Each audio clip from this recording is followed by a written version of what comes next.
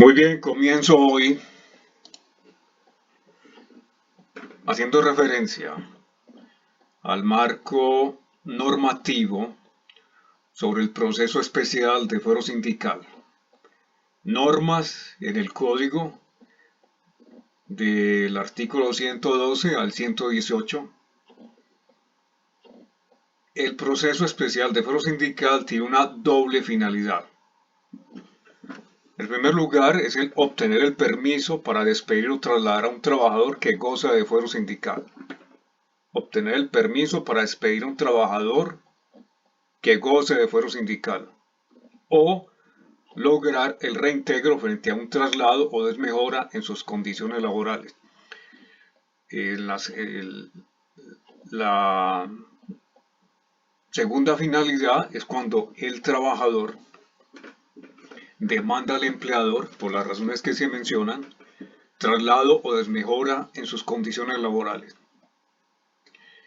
A continuación se indica lo siguiente: el legislador ha querido un proceso sencillo y breve para asegurar el cumplimiento de los propósitos consagrados en la ley sustancial frente a la estabilidad a dicho conjunto de trabajadores, bien del sector público o privado. La estabilidad de dichos trabajadores, la estabilidad laboral reforzada por tener fuero sindical,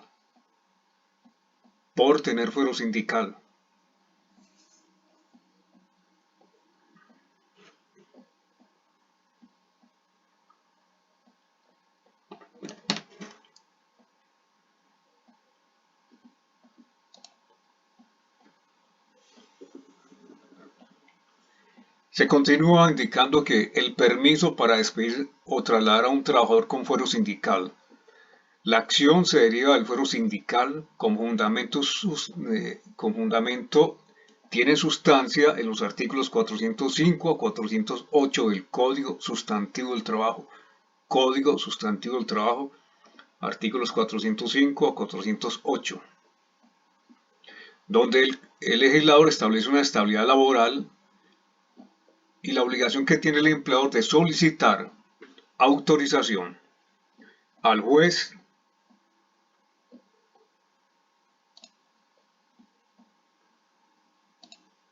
para lograr el despido de un trabajador que goza de la garantía de fuero sindical, para desmejorarlo o trasladarlo. Ahora, eso de la desmejora es bastante cuestionable porque si un trabajador ha adquirido unos derechos, bien porque el legislador los ha consagrado, porque en una convención colectiva, un pacto colectivo, quedó plasmado una serie de derechos de los trabajadores. Esos derechos no se le pueden desmejorar. No se puede desmejorar.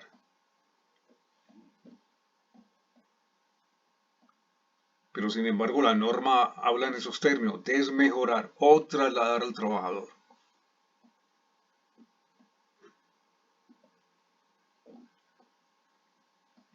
Sobre el traslado de un trabajador con fuero sindical.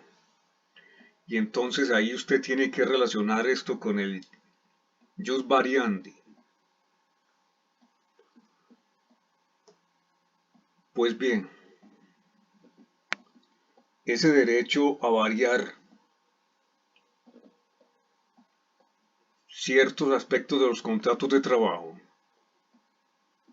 que tiene el empleador, siempre hay que mirarlo con limitantes, porque no puede ser el traslado que obedezca a unas razones caprichosas, amañadas,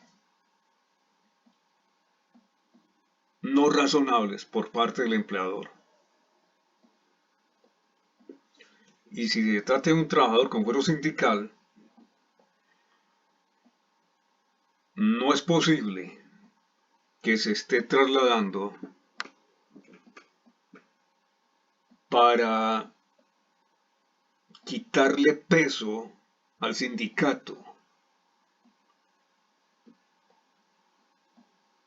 Son muchas las sentencias de la Corte Constitucional a través de tutelas, en donde ha quedado claro la posición de la Corte,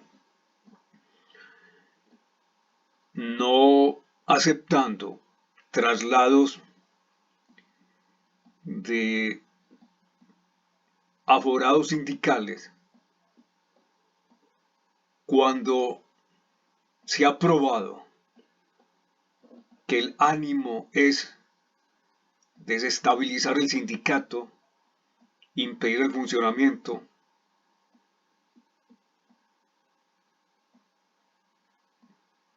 porque se estaría atentando contra el derecho fundamental a la de libre asociación sindical. Sigo indicando lo siguiente. Si el contrato termina por realización de la obra o por ejecución de un trabajo accidental o transitorio, por mutuo consentimiento o por sentencia de autoridad competente, no se requiere de la calificación del juez laboral, lo dice el artículo 411. Realización de la obra, contrato accidental o transitorio, mutuo consentimiento, por decisión de autoridad competente, no se requiere de calificación previa del juez laboral.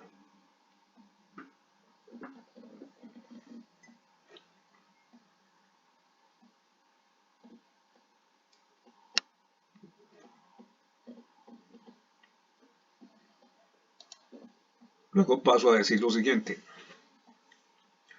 Tratándose de servidor público, atención a esto, servidor público. La decisión que tome la Procuraduría General de la Nación, donde ordena la destitución de un servidor público que tiene fuero, previo el trámite disciplinario, no excusa a la entidad pública de solicitar el permiso para el despido. La decisión administrativa puede hacerse valer como prueba dentro del proceso especial, pero en momento alguno suplir el trámite judicial. Hay que cumplir con el trámite judicial y se aportará, como se indica, se aportará el resultado de ese proceso disciplinario, se aportará como prueba en el proceso especial de fuero sindical.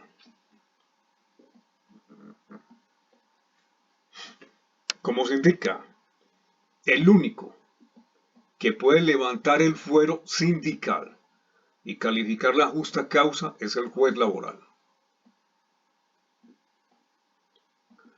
Sobre este tema, el Tribunal Superior de Distrito Judicial de Bogotá, en una sentencia del 2307 del 2006,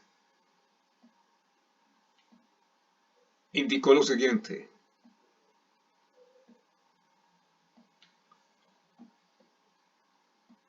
El retiro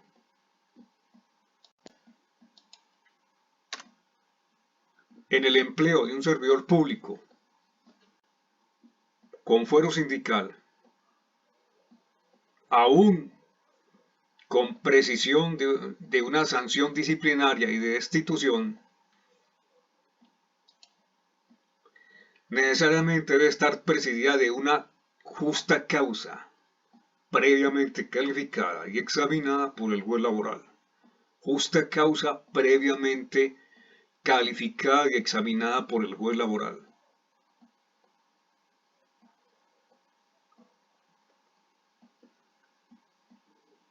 Entonces, que quede claro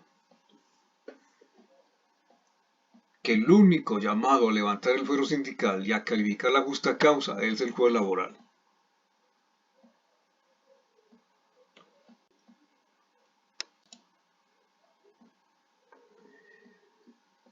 Características más importantes de este proceso especial.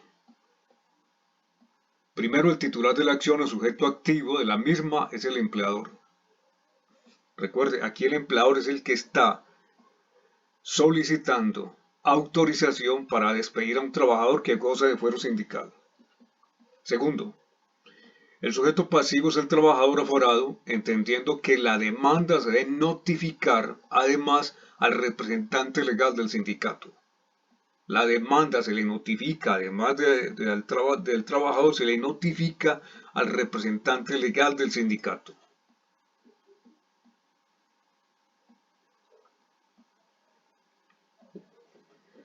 Tercero, la contestación de la demanda se surte oralmente en audiencia pública en la fecha y hora que determine el juez. Oralmente en audiencia pública se contesta la demanda, en la fecha y hora que determine el juez. Aquí es algo similar a lo que ocurre con el proceso laboral ordinario de única instancia. La contestación de la demanda es en el momento de llevarse a cabo la audiencia pública de forma oral. Cuarto, la demanda se presenta por escrito y no en forma verbal. La demanda se presenta por escrito y no en forma verbal. Quinto, la acción prescribe en un término de 2 meses a partir de la fecha en que el empleador tuvo conocimiento del hecho que invoca como justo. 2 meses. 2 meses a partir de la fecha en que el empleador tuvo conocimiento de aquel hecho o hechos que quiere hacer valer como justificación a su decisión. O desde que se agotó el procedimiento convencional o disciplinario que sea el caso. O desde que se agotó el procedimiento convencional o disciplinario que sea el caso. ¿Por qué convencional? Porque es posible que una convención colectiva se haya establecido que en todo caso que se vaya a despedir a un trabajador,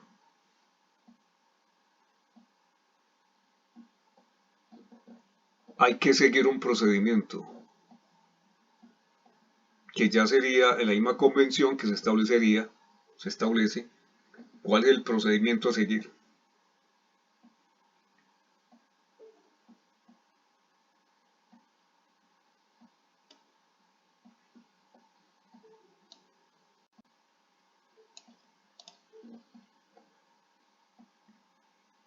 Luego se muestra el artículo 113 del Código Procesal Laboral de la Seguridad Social, en el que se dice que la demanda del empleador tendiente a obtener permiso para despedir a un trabajador amparado por fuero sindical, para desmejorar sus condiciones de trabajo o para trasladarlo a otro establecimiento de la misma empresa o a un municipio distinto, deberá expresar la justa causa invocada. Debe expresar la justa causa invocada. Aquí es nuevamente la idea de tener presente que de por medio hay la situación delicada de no realizar acciones por parte del empleador cuyo propósito es atentar contra el derecho de asociación sindical. Por eso el legislador le pone tanta atención a este tema. Sigue diciendo este artículo lo siguiente: con la certificación de inscripción en el registro sindical o la comunicación al empleador de la inscripción, se presume la existencia del fuero sindical. Se presume la existencia del fuero sindical.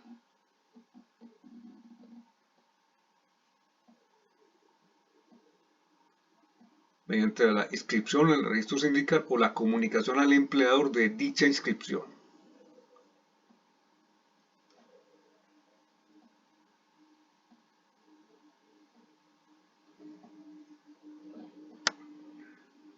Sigue diciendo este artículo: la demanda presentada ante el juez competente según las reglas de la competencia debe reunir los requisitos del artículo 25 del Código de Procedimiento Laboral y de Seguridad Social, no olvidando el traslado para el representante legal del sindicato. No olvidar el traslado para el representante legal del sindicato, lo dice el artículo 50 de la Ley 712 del 2001. Artículo 50, Ley 712 de 2001.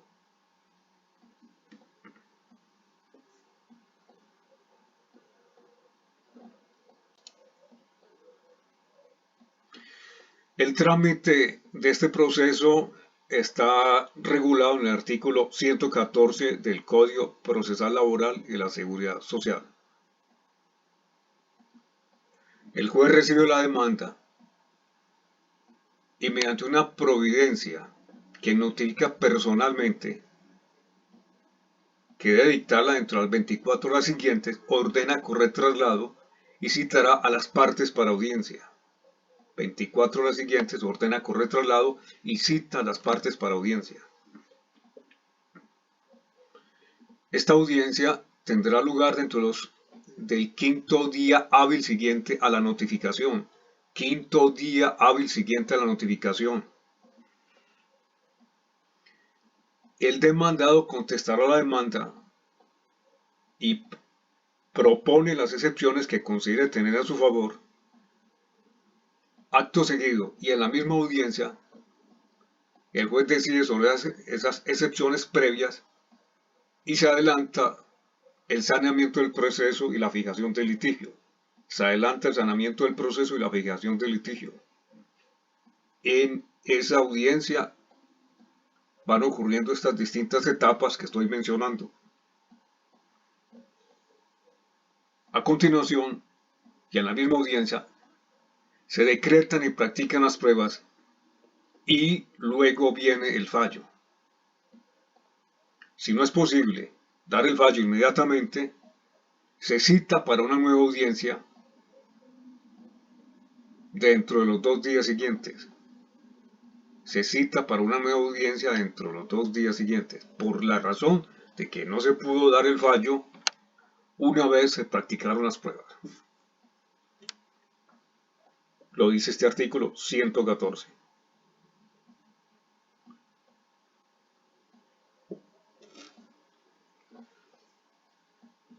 La norma es clara.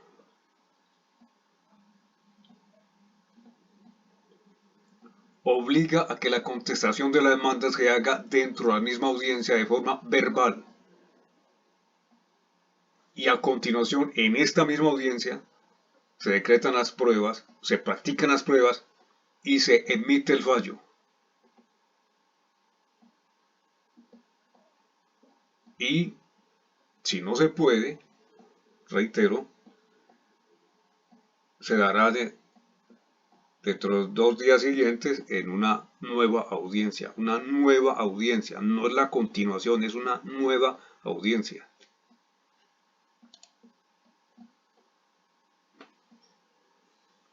Artículo 115 sobre la inasistencia a las partes. Notificar a las partes de la providencia, en donde se va a señalar la fecha de la misma, y no concurrieron, el juez decide teniendo en cuenta los elementos que tenga a su mano, o los que de oficio juzgue conveniente allegar. Sigue teniendo en este caso igualmente el juez esa facultad de decretar pruebas de oficio.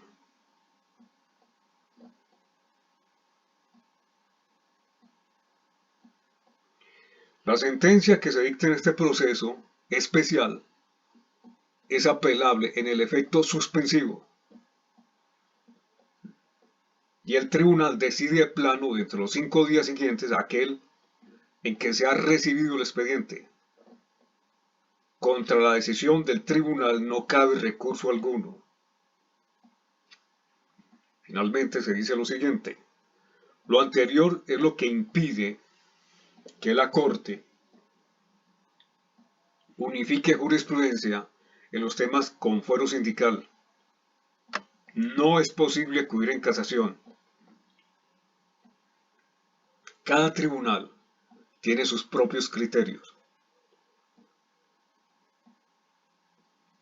Esto téngalo presente. Estos procesos no llegan a la corte.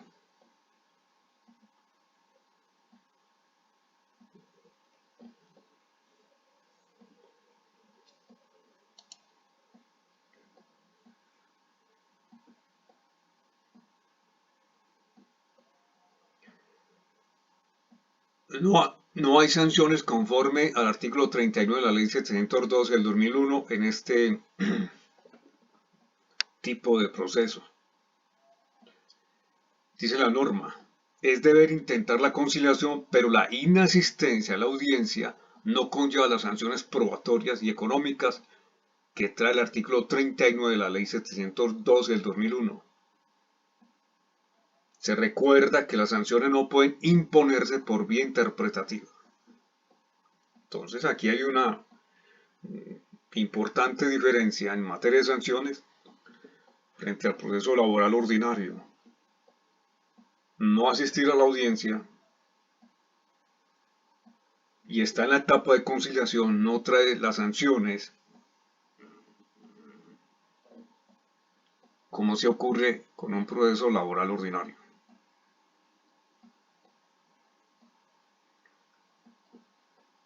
La notificación que se le haga al representante legal del sindicato se realiza por el medio más expedito y eficaz que considera el juez. No obstante, lo establecido en esta norma, esa notificación al sindicato debe ser personal y en la misma oportunidad procesal en que se notifique al demandado. Así lo dio a entender la Corte Constitucional en la sentencia C-2490 del 2005, indica a la Corte que si se omite este requisito de notificar al sindicato a través de su representante legal, genera una nulidad.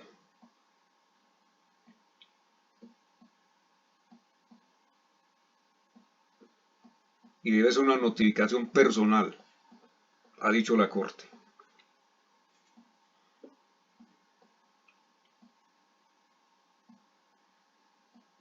Se continúa indicando esto.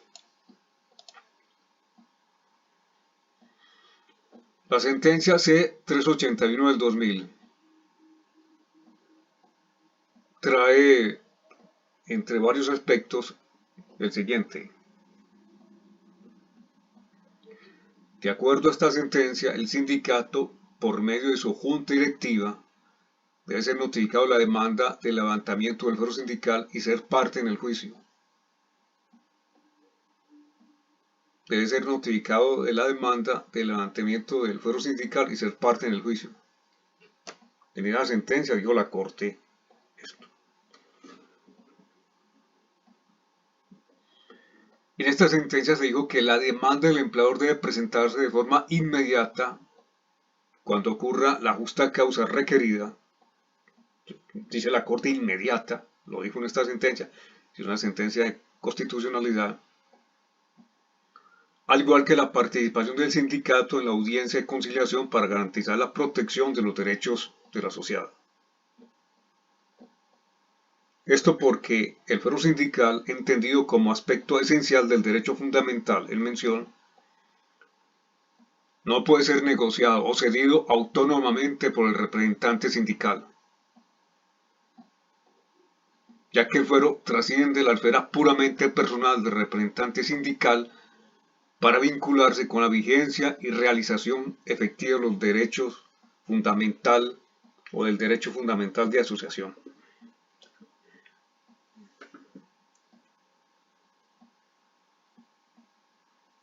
Está diciendo acá que debe tener una participación directa el sindicato en la audiencia de conciliación con miras a garantizar la protección de los derechos del asociado. El sindicato.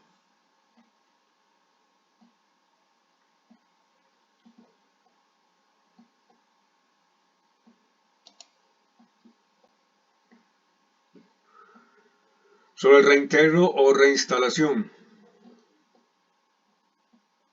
El titular es el trabajador que, no obstante de haber tenido fuerza sindical al momento del despido, de su desmejora o traslado, el empleador no adelantó el permiso judicial que ordena la ley. Con este propósito se solicita el reintegro al cargo que desempeñaba al momento del despido y al pago de los salarios dejados de percibir durante el tiempo de su desvinculación, o que se le reinstale, o que se reinstale, no y, sino o que se le restituya a las mismas condiciones que tenía antes cuando se trate de desmejorarlo o de trasladarlo, con la indemnización que se dieron por el comportamiento del empleador, con la indemnización que se dieron por el comportamiento del empleador. Comportamiento es despedirlo, trasladarlo, desmejorarlo, sin orden judicial.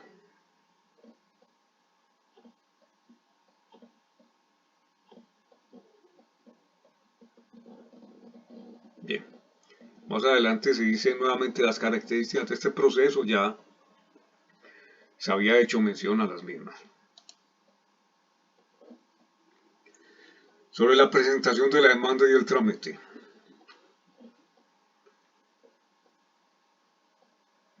Ya se sabe por escrito ante el juez competente, cumpliendo los requisitos del artículo 25 del Código, con los anexos correspondientes, sin olvidar el traslado dirigido al representante legal del sindicato, al que se le debe notificar la demanda, lo dice el artículo 50 de la Ley 712 del 2001, artículo 50 de la Ley 712 del 2001.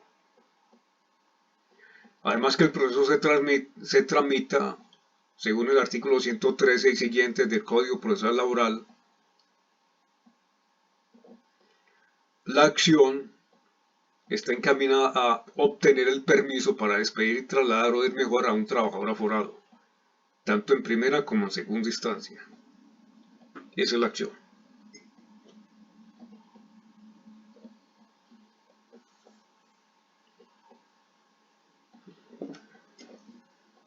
El reintegro solo procede tratándose de contratos de trabajo a término indefinido y no con respecto a los contratos a término fijo que se adelanten con posterioridad al vencimiento del plazo o que terminen estando en curso el proceso correspondiente. Indicar lo contrario se generaría la consecuencia que, por determinación del juez, se llegue a modificar el contrato. En este caso, lo procedente es ordenar el pago de salarios dejados de percibir por el plazo pactado en el caso de ser despedido el trabajador sin justa causa. Esto es muy importante. El reintegro no se presenta, no es viable si el contrato es a término fijo. Ahí lo que se obtendría por parte del trabajador es que le paguen los salarios que aún restan y correspondientes al término del contrato, término de ese contrato a término fijo. Pero no hay lugar a reintegro. No hay lugar a reintegro.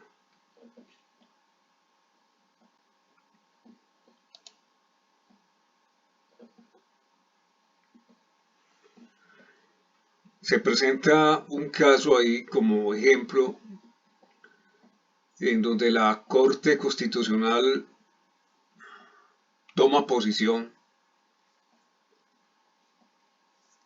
en el caso de un trabajador con fuero sindical que tenía un contrato a término fijo. Dijo la Corte ahí en parte de su sentencia. Como la Federación Nacional de Cafeteros apeló alegando la inexistencia del fuero sindical en ambos casos, el examen del tribunal se circunscribe, palabra tan complicada, a ese preciso aspecto, concluyendo con base en razones jurídicas sustentadas que, contrariamente al parecer de los juzgados de conocimiento, en los contratos a término fijo celebrados con empleados que gozan de fuero sindical, no hay lugar a obtener previa autorización judicial para terminarlos, por cuanto conforme a la jurisprudencia, la expiración del plazo fijo pactado no es en estricto sentido despido injusto. Consideraciones que para esta sala de revisión no se revelan arbitrarias ni alejadas de la razón y la lógica jurídica. Esto es una sentencia de la sentencia T-116 del 2009, que sirvió para traer a colación otras sentencias 2008-244 de tutela.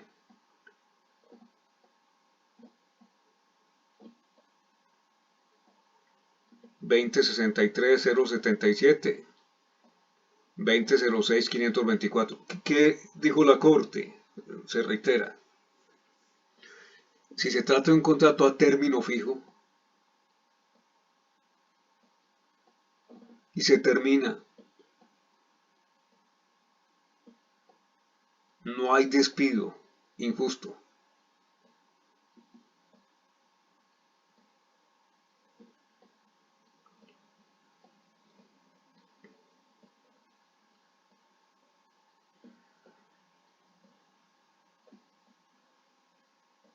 Porque el plazo terminó.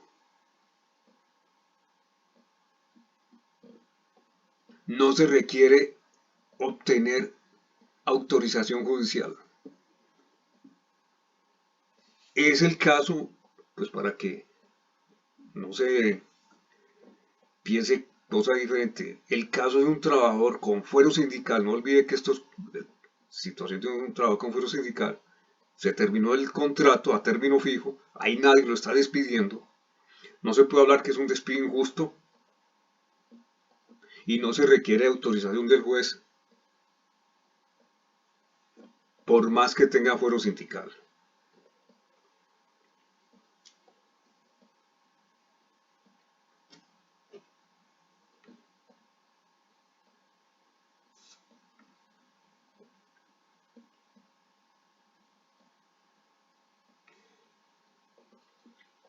Y ahí están las sentencias,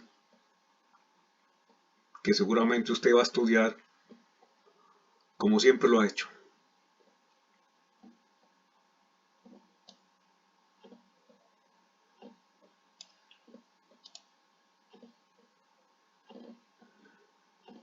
Aquí hay apartes de otra sentencia, la T-1189 del 2001, acción de reintegro de trabajador oficial con fuero sindical. Este es el caso de un trabajador oficial. Dice que en concordancia con el anterior precepto, dispone el artículo sexto del Código Procesal Laboral, que las acciones contra una entidad de derecho público, una persona administrativa autónoma o una institución o entidad de derecho social, podrán iniciarse solo cuando se haya agotado el procedimiento gubernativo o reglamentario correspondiente.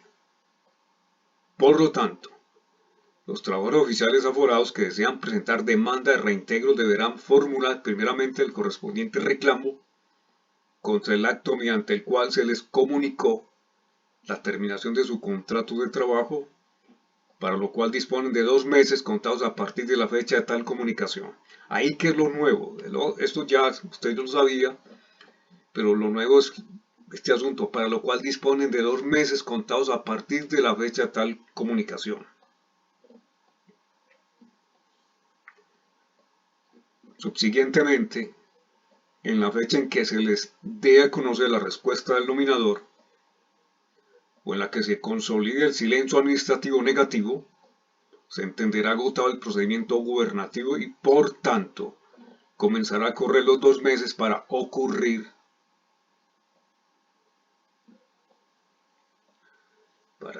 recurrir. Recurrir ante la justicia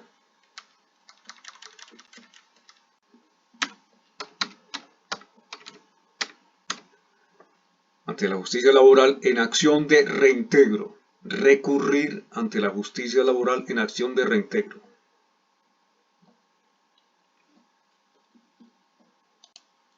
Siendo el caso advertir que en la hipótesis de los trabajadores oficiales el silencio administrativo negativo se configura al cabo de 3 meses. Vuelvo y lo repito. Siendo el caso advertir que en la hipótesis de los trabajadores oficiales el silencio administrativo negativo se configura al cabo de 3 meses, contados a partir de la presentación del reclamo, sin que se haya notificado decisión que lo resuelva, descartándose de plano cualquier aplicación del artículo 7 de la Ley 24 de 1947, toda vez que el mes de tardanza en la respuesta que está contemplada no tiene relación alguna con el fuero sindical. O sea, esa norma del 47, dice la Corte, no tiene relación alguna con el fuero sindical. Entonces, quede claro que trabajadores oficiales, el silencio administrativo negativo se configura al cabo de 3 meses, contados a partir de la presentación del reclamo sin que exista notificación decidiendo el asunto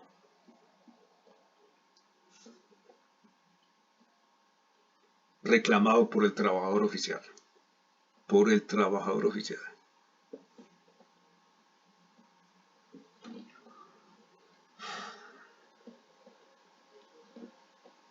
Nuevamente vale la pena recordarles que el trabajador oficial se vincula mediante contrato de trabajo con la administración pública, pero que no es el contrato de trabajo en los mismos términos del que celebran los trabajadores del sector privado, pero ambos tienen en común que están vinculados mediante contrato de trabajo. Nuevamente lo reitero, porque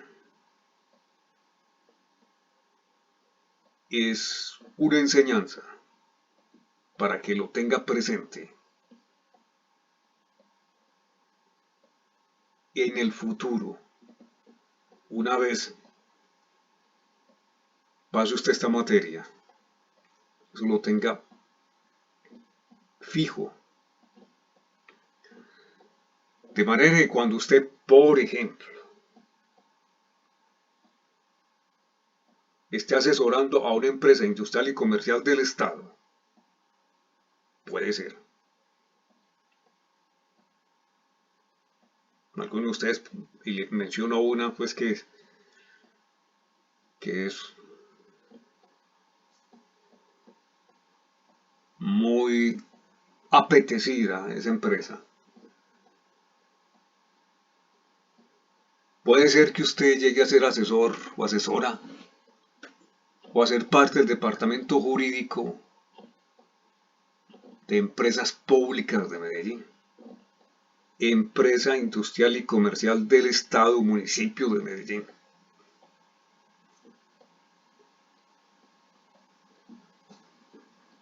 Y usted debe tener presente que hay trabajadores oficiales y empleados públicos.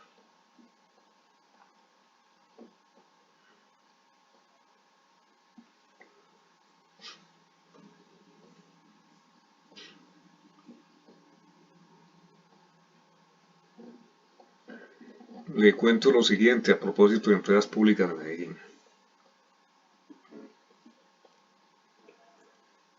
Alguna vez se me presentó una esperanza un tanto remota para vincularme a esta empresa como abogado. No hice mucho esfuerzo para tal efecto porque era en una ciudad distinta a Medellín, con unas características de condiciones de vida que no eran de mi agrado en ese momento y mucho menos hoy. No es fácil entrar allá, es bastante riguroso el filtro que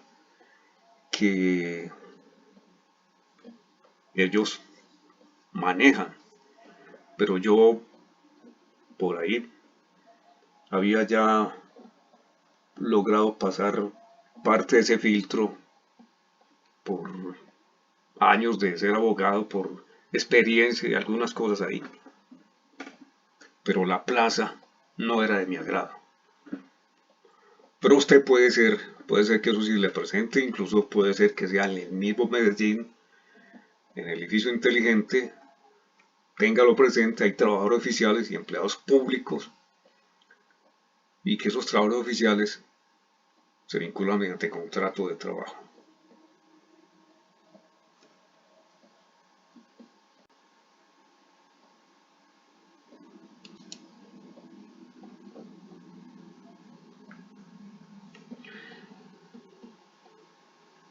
Se presenta luego la acción de reintegro en donde se considera improcedente porque se suprime la empresa.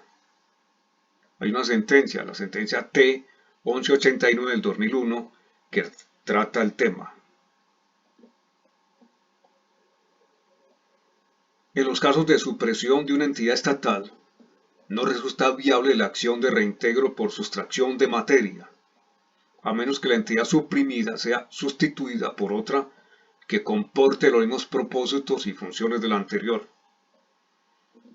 Evento en el cual la antigua planta de personal, esto es muy importante, la antigua planta de personal apenas experimenta una novedad que no implica solución de continuidad en la existencia de los cargos o empleos, sin perjuicio del cambio de denominación que pueda darse sobre los mismos.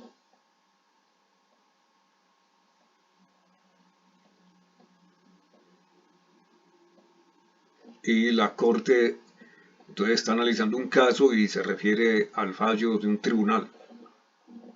El tribunal acierta cuando sostiene que el cierre total del lugar donde se prestaban el servicio de los demandantes hace imposible el reintegro porque esa es una verdad axiomática.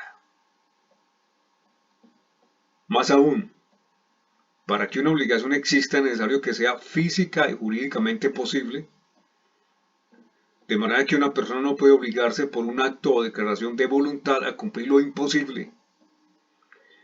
Y de la misma manera el juez no puede gravar al demandado con una decisión judicial suya a que cumpla un hecho o un acto materialmente imposible.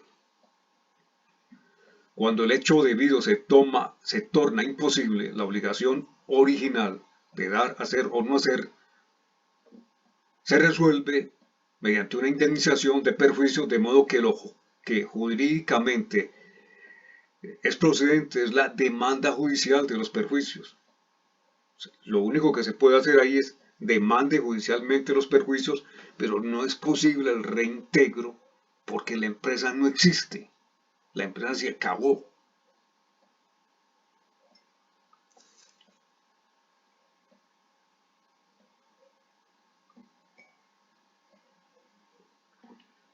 Se repite, sentencia T 1189 2001.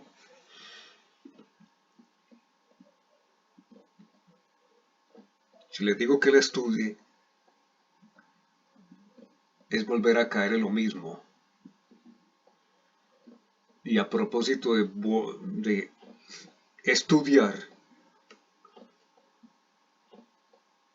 al final de estas diapositivas hay algo que se me ocurrió escribir cuando terminé la clase que estoy haciendo mención.